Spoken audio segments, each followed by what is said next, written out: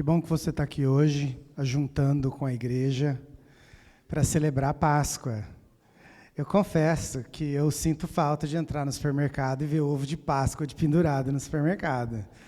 Tem alguém aí que sente falta também?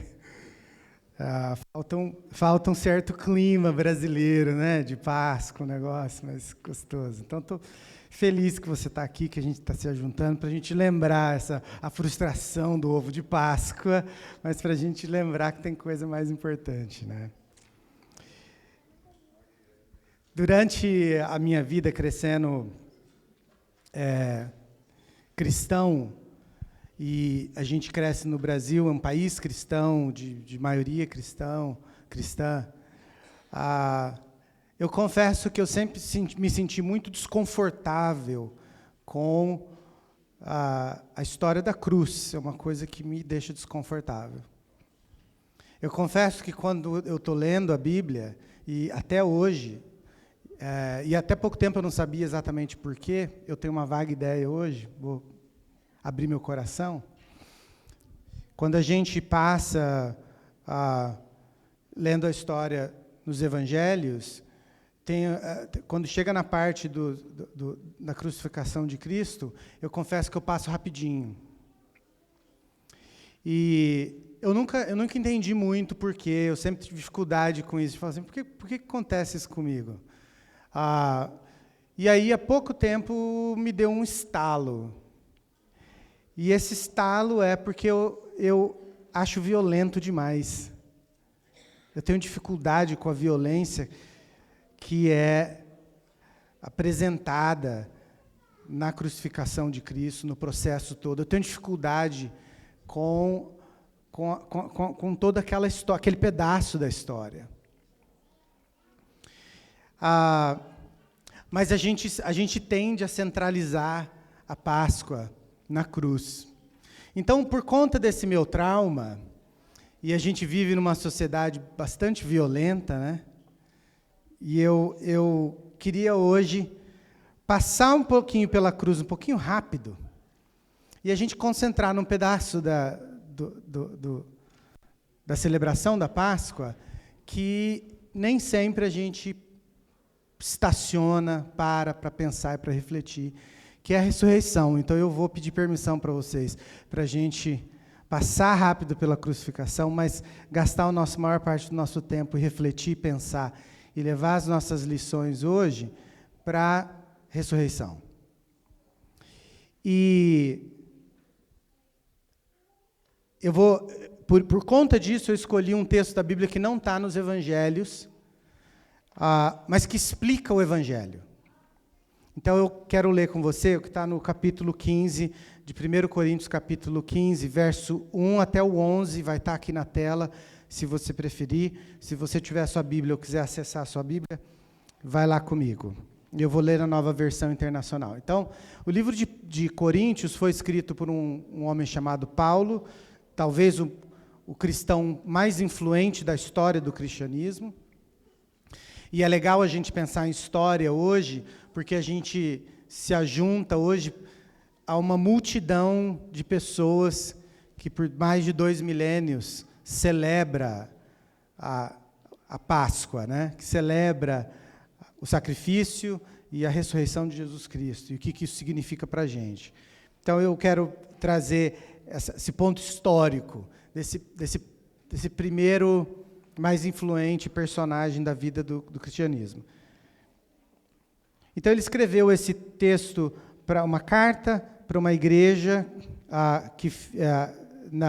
hoje dentro da Grécia, cidade de Corinto, que é uma cidade portuária, uma cidade muito importante no primeiro século, uma cidade multicultural, uma cidade rica, um centro de educação e filosofia, um centro de comércio, um lugar central naquele tempo, no primeiro século, na Europa. E então ele escreve o seguinte, capítulo 15, verso 1 em diante. Irmãos, eu quero lembrá-los do Evangelho que preguei a vocês, a qual vocês receberam, no qual estão firmes. Por meio deste evangelho, vocês são salvos, desde que se apeguem fielmente à palavra que preguei. Caso contrário, vocês têm crido em vão. Pois o que primeiramente lhes transmiti foi o que recebi, que Cristo morreu pelos nossos pecados, segundo as Escrituras, foi sepultado e ressuscitou no terceiro dia, segundo as Escrituras. E apareceu a Pedro, depois aos 12. Depois disso, apareceu a mais de 500 irmãos, de uma só vez, a maioria dos quais ainda vive, embora alguns já tenham adormecido. E depois apareceu a Tiago, e então a todos os apóstolos, e depois destes apareceu também a mim, como a um que nasceu fora de tempo. Pois sou o menor dos apóstolos, nem sequer mereço ser chamado de apóstolo, porque persegui a igreja de Deus. Mas pela graça de Deus, sou o que sou. E a sua graça para comigo não foi inútil. Antes trabalhei mais do que todos. Contudo, não eu, mas a graça de Deus comigo. Portanto, quer tenha sido eu, quer tenha sido eles, é isso que pregamos e é nisso que vocês creem. Então, esse texto da Bíblia explica o que é o Evangelho. Mas antes, deixa eu dar uma curiosidadezinha, a gente entra para conversar sobre o Evangelho, o que significa isso. Curiosidade. A gente chama em português, Páscoa é Páscoa. E a Páscoa é a tradução do Novo Testamento da palavra Páscoa, que é o que a gente, referente a Passover, em inglês que a gente chama, né? A Páscoa do Antigo Testamento, relacionado com o livro de Êxodo, e a libertação do povo de Israel da escravidão depois de 400 anos. Mas em inglês, a gente não chama Páscoa, a gente chama Easter. E aí, eu pastoreei igrejas de língua inglesa nos Estados Unidos, e tem sempre uma certa controvérsia com a palavra Easter. Então a gente tem alguns irmãos crentes que eles não gostam muito de celebrar a Páscoa, por conta do nome da Páscoa. Então, a Páscoa, Easter, na verdade, vem de uma palavra anglo-saxônica, e era uma deusa. Ela chamava Istra, ou Istra. Então, quando os anglo-saxões se converteram, eles pegaram essa deusa, porque era a deusa da primavera. Então, no mês de abril, eles celebravam uma festa para a deusa da primavera, da deusa da renovação, a deusa depois de um inverno intenso, as flores nascendo, todo mundo feliz e contente. Então, era a deusa da vida, da renovação. E aí pegou-se o nome, os anglo-saxões deixaram o nome da deusa, deram uma mexidinha e virou o Easter, a celebração do Senhor Jesus e a salvação que é trazida em Cristo. Então, a origem do nome Easter é uma origem pagã. Mas aqueles que estudam missões e teologia missionológica, missionária, missional, seja o nome que a gente dá, isso é conhecido como enculturação ou contextualização. Alguns chamam de hibridização, que é quando o evangelho chega num certo lugar e transforma a cultura. Elementos da cultura que podem ser aproveitados, são aproveitados e transformados com significados, enxertados significados cristãos. E daí vem essa palavra Easter para a gente. Então a gente não tem muito essa confusão na comunidade brasileira, porque a gente chama de Páscoa. Então a conexão da história do Êxodo, depois para o Novo Testamento, ela acontece com mais facilidade. Mais uma curiosidade para você saber. Mas a Páscoa lida com o Evangelho. E eu pergunto para você, o que significa o Evangelho? O que quer dizer isso que a gente chama de Evangelho? Evangelho nada mais é do que a tradução que a gente encontrou para dizer boas novas. Se você estivesse lendo a Bíblia na sua língua original, ele ia estar dizendo, essas são as boas novas. Então, você evangelizar alguém, ou alguém ser evangelizado, é tornar alguém... Eu vou fazer um estrago na língua portuguesa agora. É a gente boa novizar uma pessoa. É a gente transformar uma pessoa que vive a partir de um parâmetro de vida, de uma moldura de vida, que é de uma vida transformada por essa boa nova. Uma pessoa que vive a partir dessa boa nova. Isso é o Evangelho. E o Evangelho, ele é definido de várias maneiras. Dependendo do autor que você vai procurar, ele vai incluir um elemento diferente. Mas o primeiro que definiu o Evangelho foi Paulo nesse texto aqui. Então eu vou pensar a definição dele do Evangelho para você. Ele foi a primeira definição na história que a gente encontra do Evangelho. E ele diz assim, ó, no verso 5 e 6.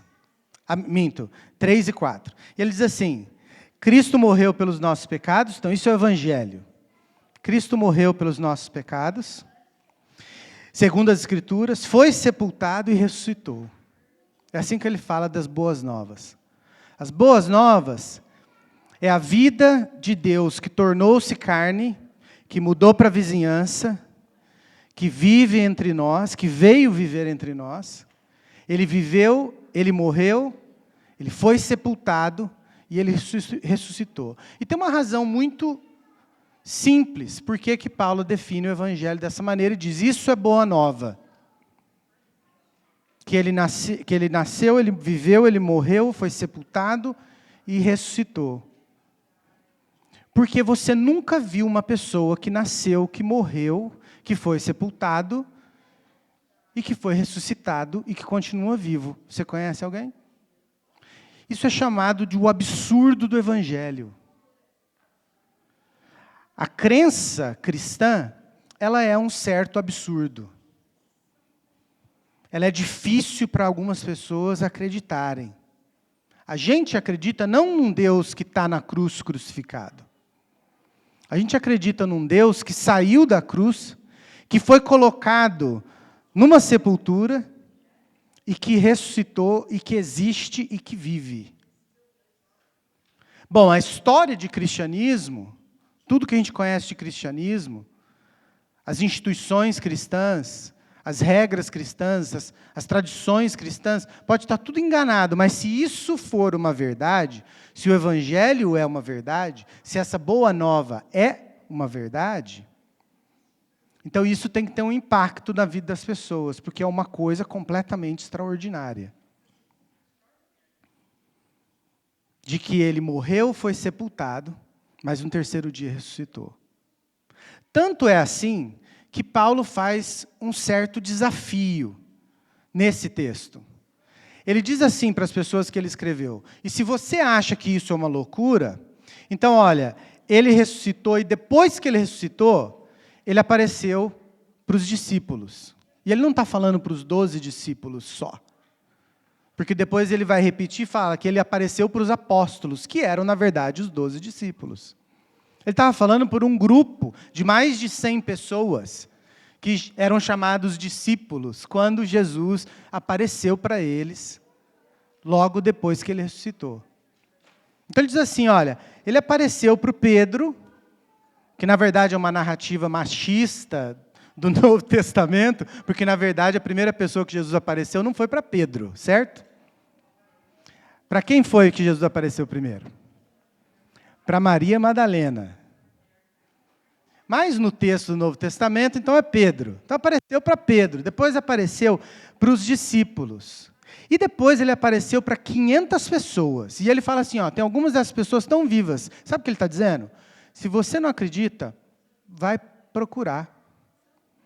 Vai conversa com as pessoas. Se isso é verdade ou se não é verdade. O que Paulo está fazendo é a utilização do texto, da carta dele, dentro de um sistema histórico, um método histórico de registrar fatos. Ele está dizendo assim, o que eu estou dizendo, o Evangelho, é um fato. Ele não é uma ideia abstrata, ele é um fato. Ele aconteceu. E a gente tem testemunhas, e não é testemunhas de uma, duas, três, que é suficiente para concretizar a verdade em qualquer ambiente de juízo ou qualquer demanda que você tenha pela verdade. Ele apareceu para mais de 600 pessoas. E ele vai dizendo quem foram as pessoas que ele apareceu. Ressuscitado. E ele vive. E depois ele apareceu para mim, ele diz. Como uma coisa meio estranha, porque eu, na verdade, perseguia a igreja. Então, a última pessoa que era para ele ter aparecido era para mim. E assim ele termina essa lista de centenas de pessoas que viram o Cristo ressuscitado, que apareceu para eles, que conversou com eles.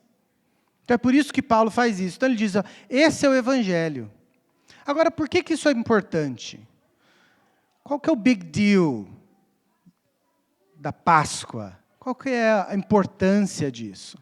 Olha, a importância disso, ele começa no verso 2 dizendo assim, que é por meio desse Evangelho, dessa boa nova, de que ele morreu, foi sepultado e foi ressuscitado, é por conta dessa boa nova que você é salvo. E aí tem 3 coisinhas aqui que eu queria apontar para você. A gente não é salvo, a salvação que Paulo está dizendo, não é porque você acredita nisso ou não. Você é salvo pela boa nova de que tem alguém que morreu, que foi sepultado, ressuscitou e é o Senhor. É a única religião, é a única crença, é a única tradição espiritual no planeta que clama que a salvação é uma pessoa. A salvação não é o que você crê, a salvação não é o que você faz, a salvação está em uma pessoa. Está centralizado na boa nova de que Jesus vive. E o fato dele viver é o fato de que ele venceu o que a gente chama de pecado. Primeira coisa. Pecado, biblicamente, ele não é só aquilo que coisas erradas que a gente faz. Pecado é um estado do ser humano.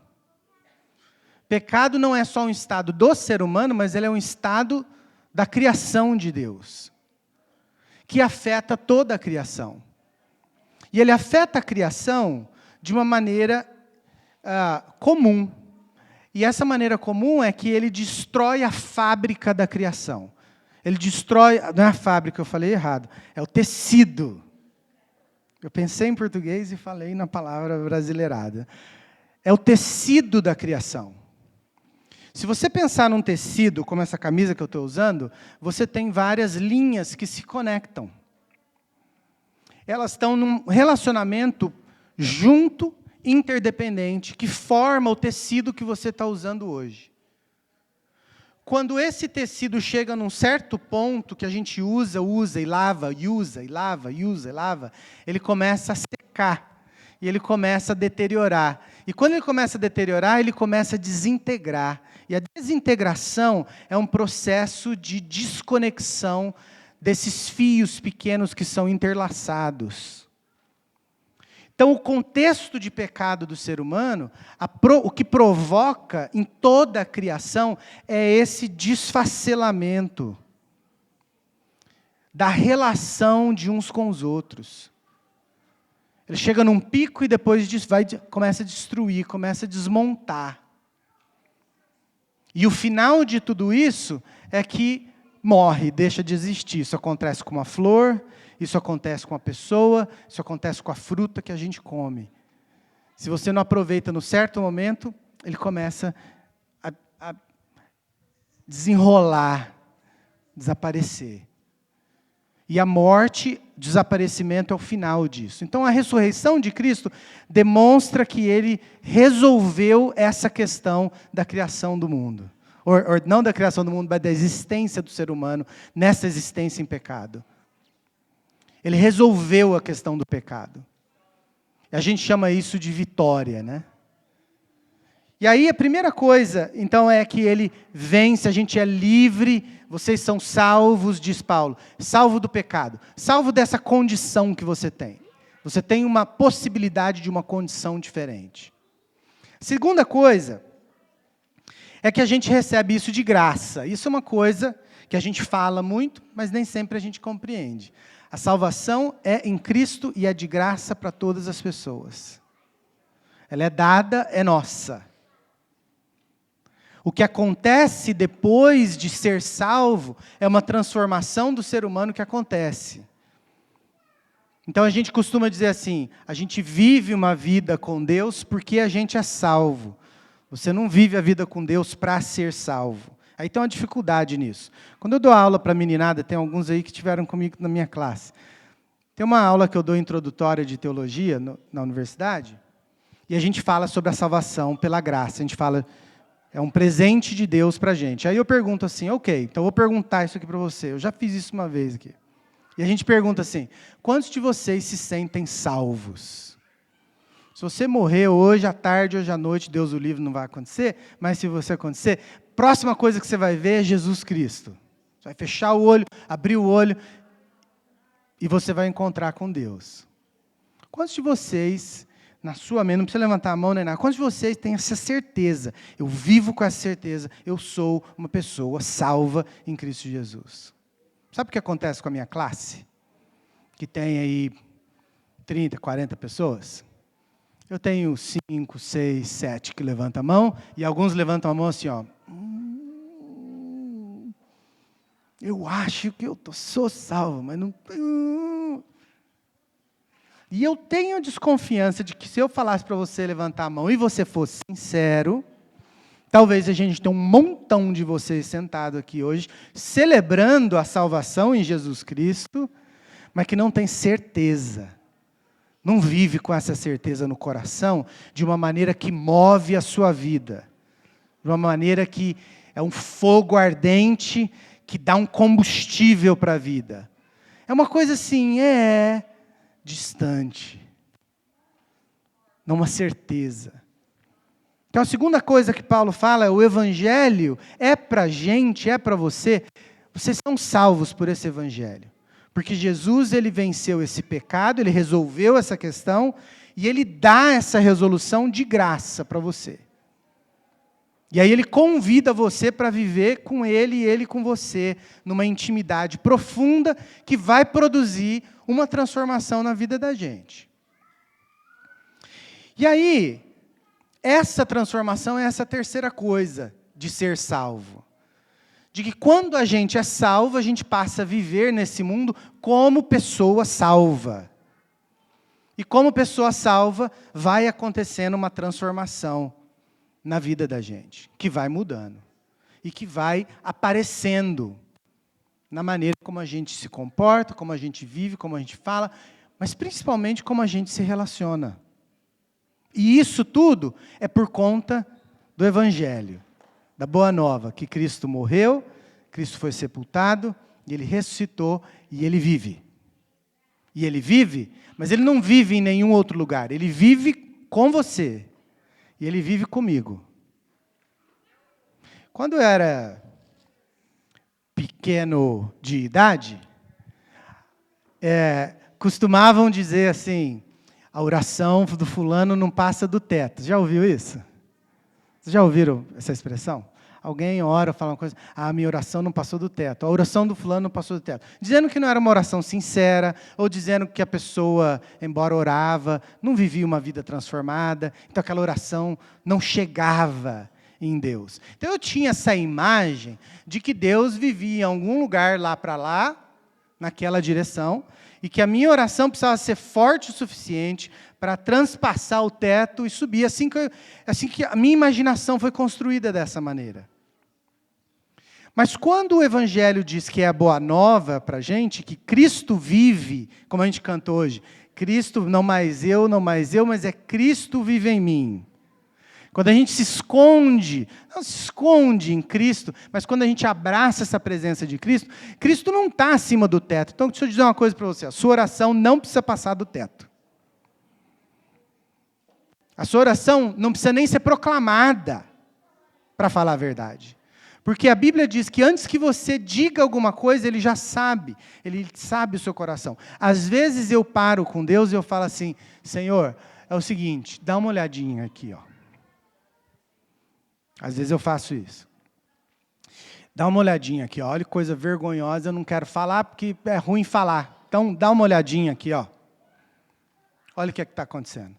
E essa é a minha oração, e para aí, não preciso de mais nada. Porque essa interação do Cristo ressuscitado com a gente que passa essa transformação. E aí eu quero chegar aonde eu quero chegar e no que eu quero falar e que eu quero que você vá embora pensando nisso. O Evangelho, a Páscoa, a Boa Nova, ela precisa ter uma consequência na nossa vida. Paulo usa a seguinte expressão no verso 10. Ele diz assim, que esse Evangelho, essa graça de Deus, ela não foi inútil na minha vida. E ele fala assim, se você só acreditar nisso, você está crendo em vão. Se não há uma transformação palpável, verdadeira, de dia a dia, de realidade, ela é inútil. Então ele diz assim, não foi inútil. E aí ele olha e fala assim, porque eu sou eu. Ele está falando assim, eu sou eu. Mas não foi inútil em mim. Eu passei de perseguidor da igreja para ser perseguido pela igreja e por outras pessoas. E aí vem o posicionamento de Paulo, e eu quero te fazer uma proposta para você, de que a Páscoa é um convite, o Evangelho da Páscoa, é um convite para a gente para viver nas intersecções da vida. Para a gente viver em espaço liminal. O que significa isso é você viver num lugar e num espaço, você habitar espaços que são misturados. Habitar espaços que são cruzamentos de caminhos diferentes. Então eu quero que você imagine você em pé num cruzamento de uma cidade que você conhece, e você imaginar você naquele cruzamento. O cruzamento significa, vem uma rua de cá, vindo de uma direção e indo para aquela direção. E aí vem outra rua que vem dessa direção e vai para aquela direção. A maioria das pessoas está em um caminho ou em outro caminho. Eu quero propor para você que o Evangelho é um convite para você viver no meio da intersecção. Se você olhar o Evangelho, Cristo viveu nessa interseccionalidade. Quando ele se encarna e se torna ser humano, ele é o Deus conosco, ele é o Emanuel, Deus conosco. É um encontro de duas realidades, um encontro desconfortável, um encontro de tensão, onde duas realidades completamente diferentes precisam conviver juntas. Depois, quando ele é crucificado, de novo uma liminalidade, porque ele é crucificado como um bandido, mas ele nunca pecou. A pureza é manifesta numa cruz que é reservada para as piores das pessoas. E depois, quando ele ressuscita e retoma a sua força de divindade, mas ele continua com um corpo. O corpo que é prometido para todos nós. Um corpo que tem cicatrizes, que tem história. Um corpo que pode ser tocado, um corpo que pode ser visto. Ele não é nenhuma coisa nem outra. A liminalidade, as intersecções. Então tem 3 coisinhas que eu quero que você saia daqui com isso na cabeça hoje, porque isso são significados e lições muito importantes. O efeito do Evangelho, que Paulo diz. Paulo tornou-se, e ele diz, teve uma transformação desse Evangelho na minha vida. E ele era perseguido pelos parte da igreja, e ele era perseguido por aqueles que não eram da igreja. Paulo era perseguido por todo mundo, porque ele vivia no cruzamento. Ele não era nenhuma coisa, ele não estava nem de um lado nem do outro. Ele vivia no limite. Ele vivia num limite tal que ele era confundido pelos 2 lados como pertencendo ao outro lado. Esse é o convite, por exemplo, que historicamente missionários são chamados para viver pelas regras dos outros. Você vive na intersecção entre o Brasil e os Estados Unidos. Você não é mais 100% brasileiro, mas também você não é americano. Você vai visitar o Brasil E daqui a pouco você fala assim, que saudade de casa. Só que casa é nos Estados Unidos. E você está aqui nos Estados Unidos, você fala assim, que saudade de uma coxinha, de um pastel, do ovo de Páscoa. Então você está lá. Você não é nenhuma coisa e você não é outra. É a liminalidade. Você está entre os espaços. Pergunta para as minhas filhas de onde elas são. As minhas filhas, minha esposa e eu, achamos um jeito de ensinar as nossas filhas. Eu não sei se elas têm consciência plena disso. Se elas não têm, vão ter hoje. Que intencionalmente nós ensinamos as nossas filhas de que a nossa casa é onde a família está. Isso é a nossa casa. Porque as nossas filhas, uma nasceu aqui nos Estados Unidos, com 6 meses a gente voltou para o Brasil, quando elas tinham 5 anos, a gente arrancou elas de lá, levou para o Oriente Médio, depois que elas estavam no Oriente Médio, arrancou, trouxe para Los Angeles, depois quando elas eram adolescentes, estavam todos felizes com os amigos, arrancamos de lá, trouxemos para a roça do Berry Springs. De onde você é? Essa é a pergunta. Tem gente que vai falar assim, então... Porque vive em espaços diferentes. Negocia limites entre coisas que são diferentes. O Evangelho é o convite de Deus para a gente viver nos espaços de intersecção e de liminalidade. Vou dar exemplo claro. Primeira coisa. Esse espaço é onde a gente expande a capacidade que a gente tem de amar. É onde a gente expande a nossa capacidade de amar. Porque a gente é chamado para amar. O chamado do Evangelho é para que você viva uma vida baseada em amor, em devoção ao outro. Porque é isso que Cristo fez. Se entregou por amor e deu de graça por amor. E Ele chama a gente para fazer isso. Agora, como é que você expande amor? Porque a gente fala de amor na comunidade da igreja com muita facilidade, né? A gente tem que amar todo mundo. A gente não fala assim? A gente tem que odiar o pecado e amar o pecador. Já ouviu essas histórias? Por muito tempo da minha vida, essa história, isso aqui era o significado disso. Significado nenhum. Então, deixa eu te dizer o que é você expandir a sua capacidade de amar. Expandir a capacidade de amar é você se expor a pessoas e a circunstâncias que deixam você desconfortável. É você se anexar a pessoas que você necessariamente não aprecia.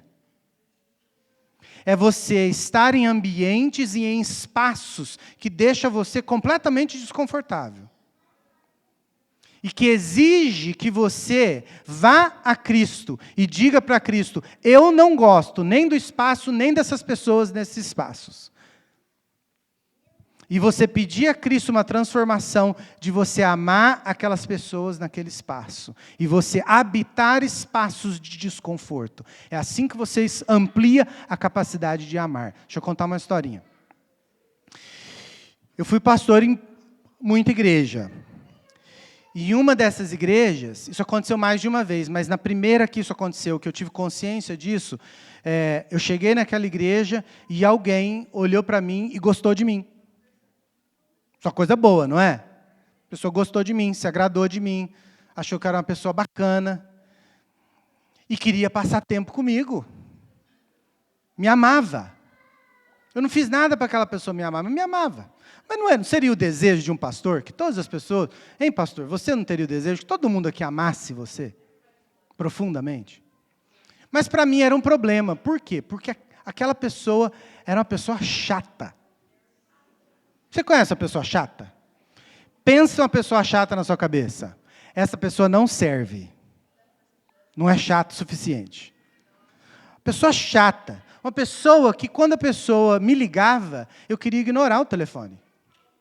Quando a pessoa vinha falar comigo, eu estava assim, vai acabar que horas? A pessoa não fez nada para mim. Naturalmente, eu não tinha uma inclinação de amor com aquela pessoa. E aquilo foi em conflito comigo, porque a pessoa estava em cima.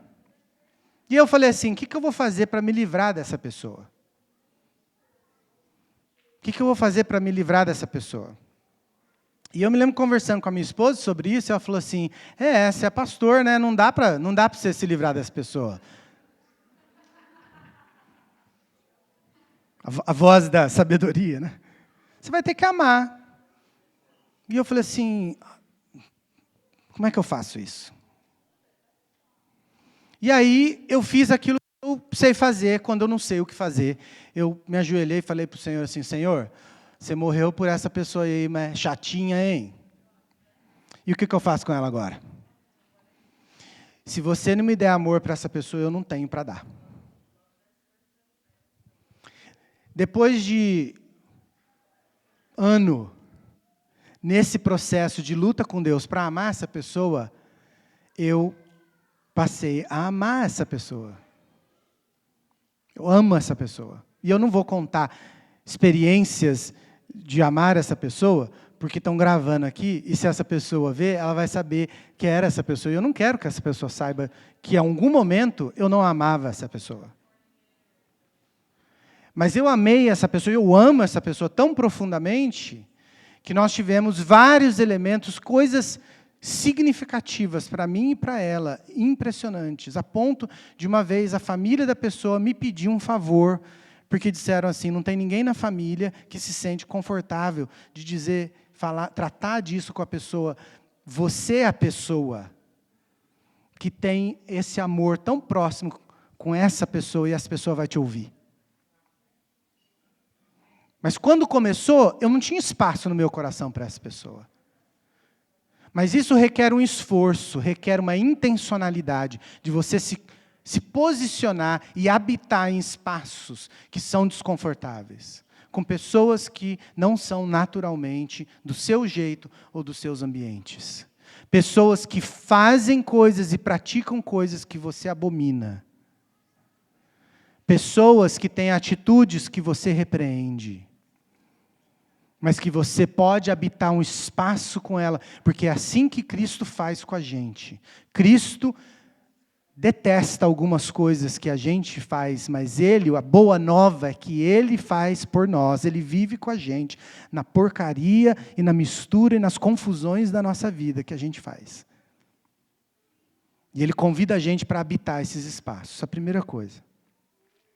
A segunda coisa é a consciência de que Deus está redimindo a criação e não rejeitando a criação. Deus está redimindo, a Páscoa é a notícia, a boa nova que Jesus está redimindo a criação e não rejeitando a criação. E eu vou entrar num espaço liminal, que a gente não costuma falar dele, mas ele tem me incomodado cada vez mais, eu preciso falar dele. Que é a relação que a gente tem com o nosso corpo e com o corpo dos outros. Quando Jesus ressuscita, e o capítulo 15, a hora que você for para casa hoje, lê o resto, Paulo vai falar do corpo de Cristo, do corpo ressuscitado. Ele fala assim, quando o corpo ressuscitado, você quer saber quando você ressuscitar, ou quando você for salvo em Cristo, para você que é adventista e crê que Jesus vai voltar e a gente vai ser transformado, que corpo que você vai ter? E ele fala desse corpo transformado. O corpo transformado não é um outro corpo. O corpo que Cristo tem hoje é o corpo que ele nasceu de Maria. O corpo que experimentou a condição de pecado é o mesmo corpo que continua. É uma descontinuidade em continuidade.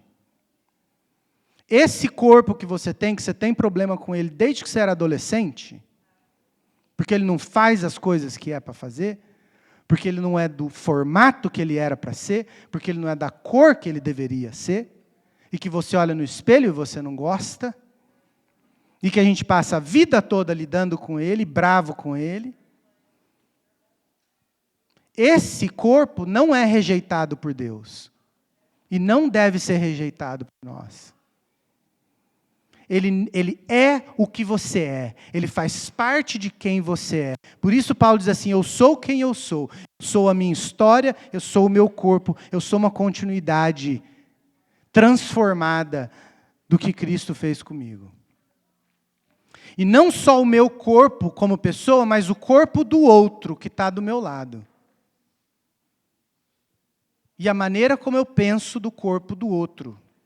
Por isso que me dá um nó no estômago quando eu ouço alguém na política usando palavra para um ser humano, tirando a humanidade daquele ser humano.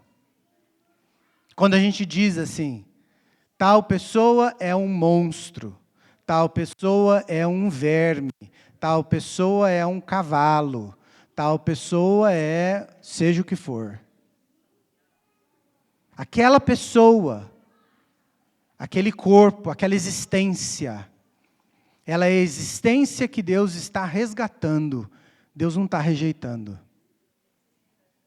A criação de Deus que a gente maltrata em volta da gente é para a gente cuidar, não é para a gente rejeitar. Às vezes a gente como cristão tem na cabeça que Deus vai refazer todas as coisas novas, né? Então vai ser tudo novinho. Eu vou jogar esse corpo feio fora e Deus vai me dar um corpo perfeitinho.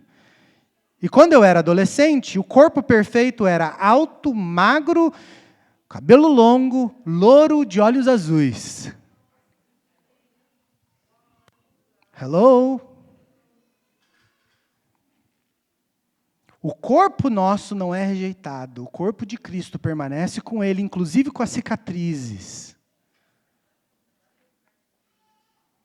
Quando a gente habita nos espaços de interseccionalidade, nos espaços de limite, a gente vai viver melhor quando a gente vive pelo Evangelho da Boa Nova, que aquela que a gente está relacionando está sendo regenerado por Cristo e não rejeitado. E isso traz uma responsabilidade de cuidado para com as pessoas e com a criação de Deus num todo. Porque Deus está redimindo. Então eu vou terminar com uma história. Eu acho que é isso, suficiente. Vou terminar com uma história. O que isso significa numa história? A gente mudou para Dubai. 2013. E meu objetivo principal era fazer amizade com árabes, muçulmanos, emirates, que são moradores naturais dos Emirados Árabes. A gente morava num prédio, e depois de um tempo eu tinha alguns amigos, mas eu tinha um amigo mais chegado. E ele era um árabe local emirate.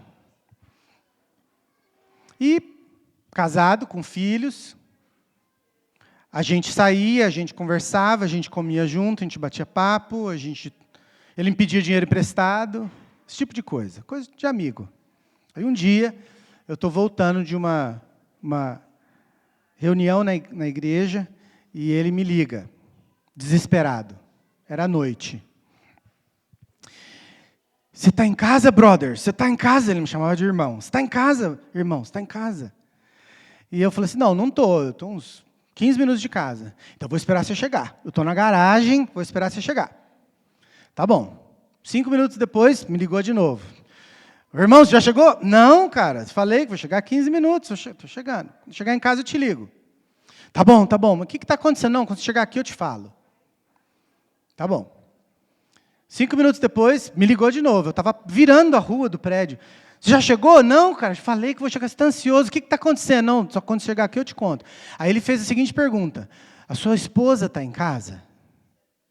Eu falei assim, não. Era uma época que minha esposa tinha viajado com as filhas, tinha ido de férias para o Brasil, eu voltei mais cedo. Não está, nem minha esposa, nem minhas crianças, estou sozinho. Então tá ótimo. Na hora que você chegar em casa, você me liga e eu vou lá no seu apartamento. Tá bom. Cheguei em casa, mandei uma mensagem, estou em casa. E ele chegou na porta do apartamento. Quando eu abri a porta do apartamento, eu tomei um susto e eu entendi, ele não precisava me explicar mais nada. Então vou descrever a cena para você. Os emirates usam uma roupa branca, um vestido branco, inteiro, vai até o chão. E usam um turbante branco, às vezes com um negócio preto aqui, às vezes enrolado. Ele só usava enrolado, a maior parte do tempo. Então ele estava com aquela roupa branca, cheio de batom vermelho aqui, ó. E aqui em cima, e aqui, todo de batom vermelho. E eu abri a porta, eu falei, que isso, cara? Ele, me socorre. E entrou no apartamento. E eu falei, agora, o que está acontecendo? Eu virei para ele e falei, cara, o que está acontecendo? Bom, como eu saía com ele, eu já sabia algumas coisas dele. Eu falei assim, você está maluco, cara? Ele foi num ambiente que tem meninas que estão disponíveis para quem, né, paga para eles e tá para elas e tal. Casado, muçulmano e tal, etc. E ele falou assim, eu não posso entrar em casa assim. Se eu entrar em casa assim, estou ferrado. Amigo, eu preciso da sua ajuda. O que você faz? Esse é o espaço liminal. Essa é a intersecção. Porque eu olho para ele e eu falo assim, está tudo errado nisso daqui. Está tudo errado. O que você faz? E eu me lembro orando para Deus na minha cabeça, falando assim, Senhor, o que eu vou fazer? Eu sou pastor de uma igreja. Eu sou fiel à minha esposa. Esse cara, eu vou ter que ajudar ele a esconder da esposa dele que ele faz esse tipo de coisa. O que eu faço agora? O que você faria? E aí eu me lembrei do Evangelho, da Boa Nova. Da Boa Nova que vive nesses espaços, na Boa Nova que perdoa o pecado, na Boa Nova que, de graça, quando a gente não merece, quando a gente está em dificuldade, de graça. Do pai e do filho que saiu e voltou e ele, enfim. Eu falei para ele, senta no banheiro, botei uma cadeira no banheiro, acendi a luz bem forte, senta, e eu peguei um pano, e eu peguei a aguinha morna, e eu fui limpar os batons da roupa dele, e secar com o secador, e ao mesmo tempo eu dava tapa nele e falava assim, toma vergonha na sua cara, nunca mais faz isso. Você sabe que você está errado, e eu sermoneando na cabeça dele, porque eu podia, porque a gente era amigo. E eu dizia para ele assim, isso é contra o que você crê, Deus não gosta disso. E ele, eu sei. E eu batendo nele, e limpando o batom dele, e secando a roupa. E ele ficou limpinho, bonitinho, branquinho, e subiu para o apartamento dele. Fiz certo? Algum dia Deus vai me dizer, eu não sei. No dia seguinte eu cruzei com a esposa dele. E diz, bom dia, e ela, bom dia. Eu não vi se ela estava sorrindo, porque ela tapava o rosto, então eu não sei se ela estava sorrindo. Mas ela disse, bom dia, passou, e tudo parecia natural, e nada aconteceu daquilo. Mas no dia que eu fui embora dos Emirados, ele foi a última pessoa que eu vi. Porque ele foi no hotel se despedir da gente, ele me deu um abraço, e ele chorou.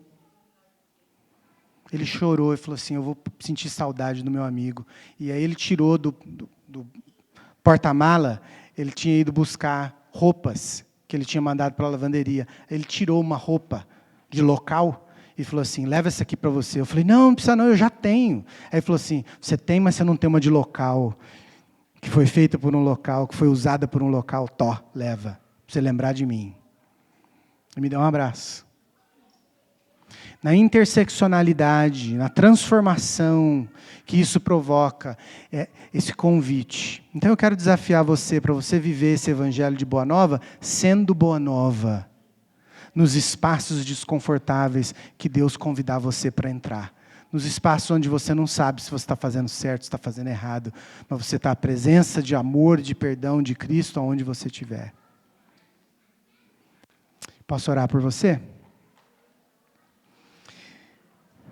Senhor, a gente te agradece pela sua bondade, a gente agradece pela oportunidade de se reunir e de celebrar a sua vida, a sua morte de sacrifício por nós, mas acima de tudo, a alegria, a felicidade, o contentamento e o escândalo, a doideira, de que o Senhor ressuscitou e vive com a gente. E eu peço que o Senhor nos dê essa coragem de se juntar ao Senhor nos espaços liminais, nas intersecções da vida das pessoas, trazendo luz com o Senhor,